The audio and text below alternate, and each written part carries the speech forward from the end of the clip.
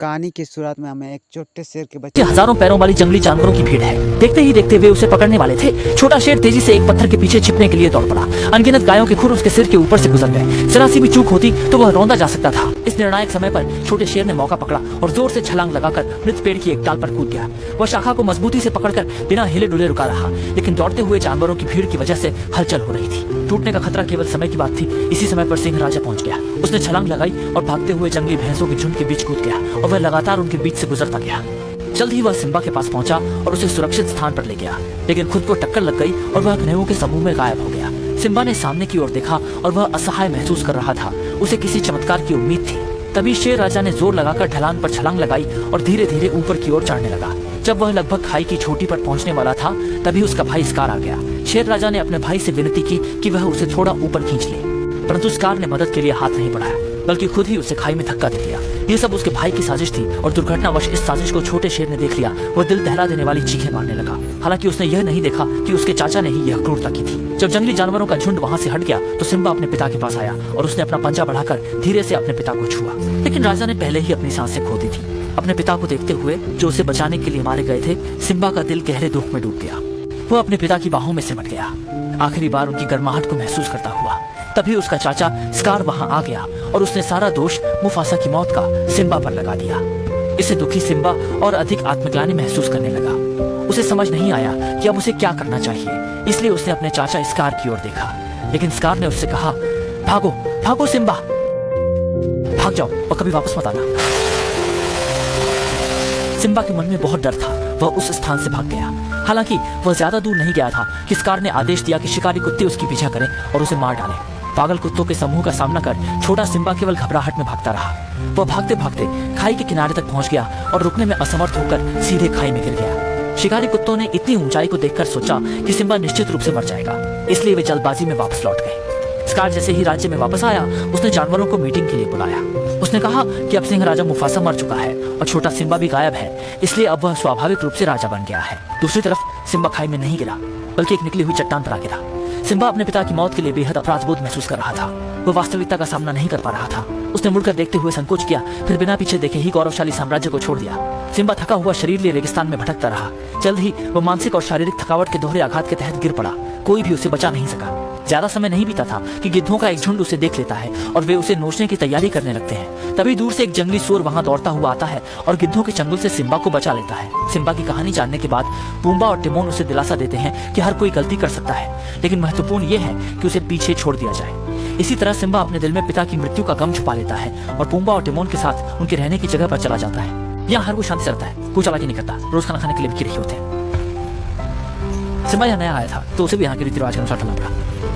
चिपचिपा है लेकिन फिर भी अच्छा है। समय तेजी से बीतने लगा और दिन पर दिन गुजर गए। पुम्बा और टिमोन की संगत में सिम्बा अब एक ताकतवर शेर बन चुका था। वे हर दिन स्वतंत्रता से जीते थे, या तो कीड़े खा रहे होते थे या उन्हें खोज रहे होते थे। दूसरी तरफ स्कार के शासन के तहत प्राइड लैंड्स के जानवरों का जीवन मानो शिकार पर निर्भर हो गया था। बिना किसी चिंता के वे बिना किसी सीमा के शिकार कर रहे थे, जिससे पारिस्थितिकी संतुलन पूरी तरह बिगड़ गया था। सिम्बा की बचपन की साथी नाला ये सब देखकर स्तब्ध थी और एक रात छुपते छुपाते प्राइड लैंड्स छोड़ गई। सिम्बा अपने साथियों के साथ बोला, तभी नाला वहाँ अचानक आती है। तभी वो सबको दौड़ाती है,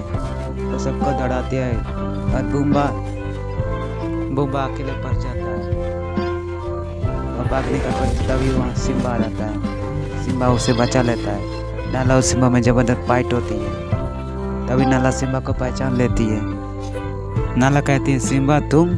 सिम्बा भी उसे पहचान लेता है। वह बेहद खुश हुई। वह चाहती थी कि सिम्बा उसके साथ वापस चले और स्कार से सिंहासन वापस ले ले। हालांकि सिम्बा अब स्वतंत्र जीवन का आदी हो चुका था और पिता की मृत्यु को लेकर हमेशा अपराधबोध अनुभव करता था। वह छोड़ने को तैयार नहीं था, बस यहीं छुपकर वास्तविकता से भागना चाहता था। नाला सिम्बा की कायरता से बेहद निराश हुई और दुखी होकर वह चली गई। रात में सिम्बा अकेला जंगल में भटक रहा था जब एक बूढ़ा बंदर उसके रास्ते में आ खड़ा हुआ। उसने सिम्बा से कहा कि उसका पिता उसका इंतजार कर रहा है और उसे झील के किनारे ले गया। सिम्बा ने पानी में अपनी परछाई में जैसे अपने पिता को देखा। दरअसल बूढ़ा बंदर सिम्बा को यह बताना चाहता था कि उसे अपने पिता की तरह बहादुरी से वास्तविकता का सामना करना चाहिए। सिम्बा वहीं खड़ा रहा। सुबह होते होते उसे ज्ञान हो गया। सिम्बा पीछे की ओर दौड़ पड़ा। वह अंततः अपने मन की बाधाओं को तोड़ने में सफल हो गया। सिम्बा ने गौरवशाली राज्य की दिशा में दौड़ना शुरू किया। और जल्द ही नाला के पास पहुंच गया। वे दोनों घर की तरफ लौटने लगे। गौरवशाली राज्य का राजा आखिरकार वापस आ गया। जब सिम्बा ने फिर से गौरव की उस धरती पर कदम रखा, वह हैरान रह गया। कभी खूबसूरत घर अब खंडहर बन चुका था। सिम्बा ने अपने दिल में कसम खाई कि वह अपना खोया हुआ सिंहासन वापस जरूर हासिल करेगा, चाहे इसके लिए उसे अपने प्राण भी क्यों न गंवाने पड़े। इसी बीच पंबा और तिमोन भी मदद के लिए आ गए। बुढ़ा बंदर भी अपनी पुरानी छड़ी निकाल लाया, जिससे एक बड़ी लड़ाई छिड़ने ही वाली थी। दूसरी तरफ लंबे समय तक रानी सराबी के समर्थन के बिना स्कार गुस्से में था और उसने उसे सबक सिखाने का फैसला किया। तभी एक तेज आवाज से वातावरण गूंज उठा। स्कार डर गया, मानो जैसे राजा मुफासा वापस आ गया हो। लेकिन ये तो सिम्बा था जो आ गया था। सराबी ने अपने बेटे को जीवित देखकर बहुत खुश हुई। जब स्कार ने देखा कि सिम्बा वापस आ गया है, उसने जल्दी से दावा किया कि वह ही इस जगह का राजा है। लेकिन सिम्बा असमंजस में था और इसी समय शेरों का झुंड सामने आकर सिम्बा का समर्थन करने लगा। सिम्बा ने स्कार को दो विकल्प दिए, या तो लड़ाई करें या पीछे हट जाए। स्कार को पता था कि वह मुकाबला नहीं कर सकता, इसलिए उसने चाल चली। उसने कहा कि सिम्बा ने ही उसके पिता की मौत करवाई, वह राजा बनने का हकदार नहीं है। शेरों का झुंड यह सुनकर अविश्वसनीय रूप से सिम्बा की ओर देखने लगा। सिम्बा गहरे आत्मग्लानि में पड़ गया और उसने सब कुछ स्वीकार कर लिया। स्कार ने देखा कि उसका उद्देश्य पूरा हो गया। वह आक्रामक हो गई और लगातार मुफ्ता की मृत्यु का उपयोग करके सिम्बा को उत्तेजित करती रही। सिम्बा गड़बड़ा गया और जल्दी ही चट्टान के किनारे तक धकेल दिया गया। अचानक जब सिम्बा बारिश में फिसलकर गिरने ही वाला था, तभी आकाश से एक जोरदार बिजली गिरती है, जो सूखी लकड़ी को तुरंत जला देती है और वहाँ भयंकर आग लग जाती है। सकार घमंड में होकर यह महसूस करने लगा कि उसकी जीत सुनिश्चित है। तब उसने कई वर्षों से छुपा सच्चाई बता दी और कहा कि वही था जिसने मुफासा को चट्टान से धक्का दिया था। सिम्बा ने यह सुनकर गुस्से में आकर उसके कान पर काट लिया और खुद को खींचकर ऊपर आ गया। सिम्बा ने जोर से सकार से सवाल किया, लेकिन सकार अभी बहाने बनाने की कोशिश कर रहा था। हालांकि इस समय तक समूह पर उसकी पकड़ खो चुकी थी और अब खुद भी उस पर भरोसा नहीं कर पा रहा था। तो उसने शिकारी कुत्तों को युद्ध पर जाने का आदेश दिया। सिम्बा और डियो शिकारी कुत्तों के साथ लड़ाई में शामिल हो गए। उसने एक छोटा कुत्ता काट लिया। इसी दौरान नाला भी शिकारी कुत्तों के साथ युद्ध में शामिल हुए। वे और शिकारी कुत्ते। सिम्बा भेड़ियों को पटक पटक कर मारा, सबको मारा।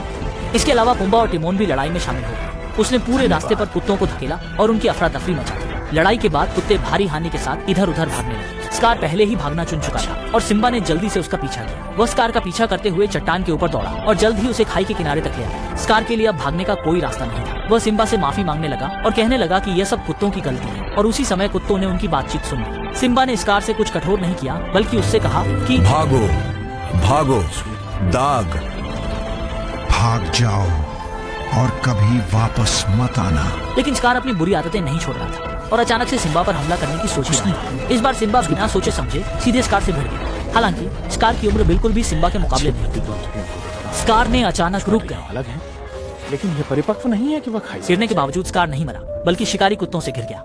स्कार ने बहस करने की कोशिश की, लेकिन शिकारी कुत्तों ने उस पर विश्वास नहीं किया और उस पर हमला कर दिया। इस तरह स्कार को शिकारी कुत्तों ने जिंदा ही मार डाला। जल्द ही प्राइड लैंड्स ने फिर से अपनी पुरानी समृद्धि हासिल कर ली। सिम्बा सही मायने में सच्चा राजा बन गया। उसने छोटे शावक से लेकर अब तक की यात्रा में सभी कठिनाइयों का सामना किया, जो उसके लिए एक परीक्षा और प्रशिक्षण साबित हुए। हर अनुभव ने उसे मजबूत बनाया और वह एक बार फिर परिवर्तित हुआ। बंदर शेर के बच्चे को पकड़े हुए दिखाया जाता है। यहीं पर मूवी खत्म होती है गैस। ऐसे मूवी देखने के लिए चैनल को सब्सक्राइब करें और कमेंट जरूर करना कि कौन सा मूवी का एक्सप्लेन वीडियो लाऊं। तो धन्यवाद।